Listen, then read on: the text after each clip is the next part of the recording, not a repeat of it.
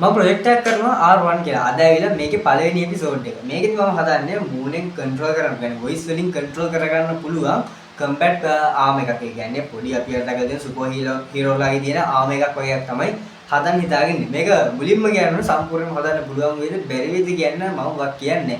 අපි පුළුවන් තරම් දුරට මේක හදන්න try කරන්න තමයි මම මේ හදන්නේ. අර ලැජ්ජාට මේක හදන්නේ නැහැ හින්දා තමයි මහත් මේ වීඩියෝ සීරීස් එක කරන්න හිතාගෙන ඉන්නේ. හරි.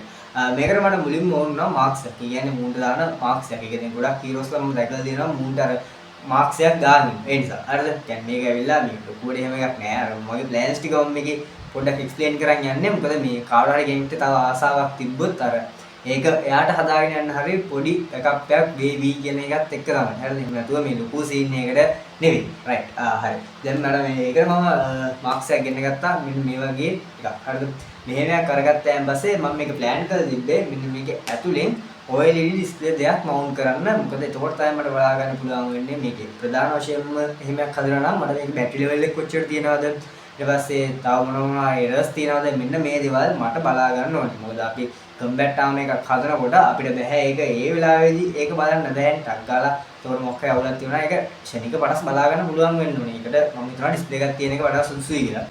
මේ තියෙන්නේ ඒක. හරිද? දැන් මේක ඇවිල්ලා මේකට මේ OLED ඩිස්ප්ලේ දෙක කනෙක්ට් කරලාගෙන තියෙන්නේ මම. මේක මේ අලවල තියෙන්නේ මේ සිලිකන් ගම්මයක් අර කළු පාට සීල් කරන්න පාවිච්චි කරන ගම් එක තමයි මේකට දාලා තියෙන්නේ. පේනවත් දන්නේ නැහැ. අන්න එහෙමයක් දාලා පොඩ්ඩක් ඇතර පාස් එකේ තියෙනවා. ඒක හිතන්න එපා. හරිද? ඊපස්සේ වය හනස්සත් මෙතනින් හදාගෙන මේක මේ පොඩ්ඩක් අරගත්ත පොඩ්ඩක් මේක තාම අර ප්‍රොටෝටයිප් එකක් වගේ යන හින්දා. මේක ඇවිල්ලා මේක මම සෙට් කරන්න හිතාගෙන ඉන්නේ. දෙන්න මෙහෙම. එතනොත් අඟල් දෙකක් තුනක් වගේ ටිකක් මෙහෙම දුර පරාසයක් තියලා මේව කරාන් පස්සේ මෙතන ඉඳන් බලන්නත් ලේසි දැන්. එතකොට දැන් පොඩ්ඩක් ලූස් වෙලා ඉගෙන ගන්න එපා. මේ පාරක් ගැහුවාන් පස්සේ මේක ඇවිල්ලා මේක හිටියන් පස්සේ මෙතනින් එහාට ආයෙ මේක ඩැමේජ් එකක් වෙන එක අඩුයි. ඒ නිසා තමයි මම මේ වගේ දෙකක් මේකට පාවිච්චි කරේ. පොඩි ගැටක් තියෙනවා ඒක අවුලක් නෑ අර මේ යන්තම් මාත් නේ මේ පරිණතාවට කරන්නේ මම දැකලා තියෙනවා ගොඩක් වෙන කට්ටිය නම් මේක හදලා තියෙනවා. මේ මගේ ෆස්ට් ටයිම්. හරිද? රයිට්.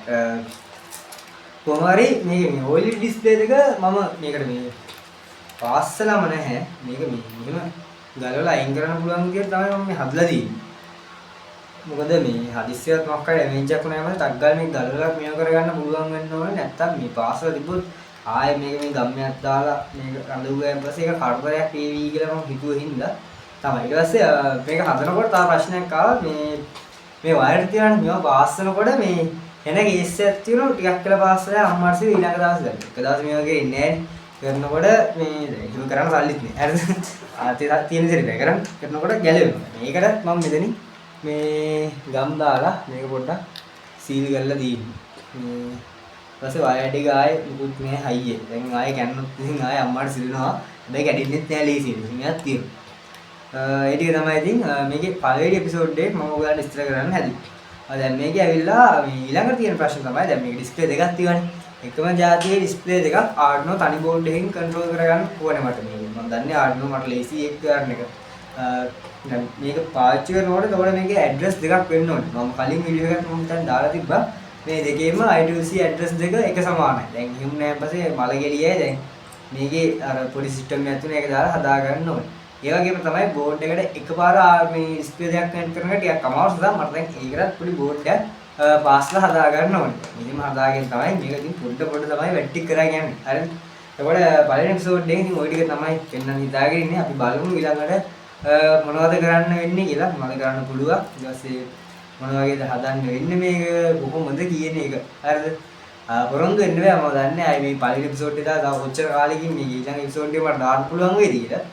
කොහොමවත් අපි පුළුවන් විදිහට මේක හදාගෙන යමු. නම් මේ පළවෙනි එපිසෝඩ් එක එකතු වෙලා ඉන්න අපි බලමු මේක හදලා පස්සේ මොන වගේ වේද කියලා. මේක මේ හරි සේෆ් ආ මුන් දැම්මෙන් පස්සේ අර සීන් එකක් තියෙනවා.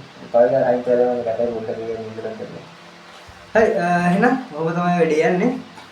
එකතු වෙලා ඉන්න එහෙනම්. හරි මම අමර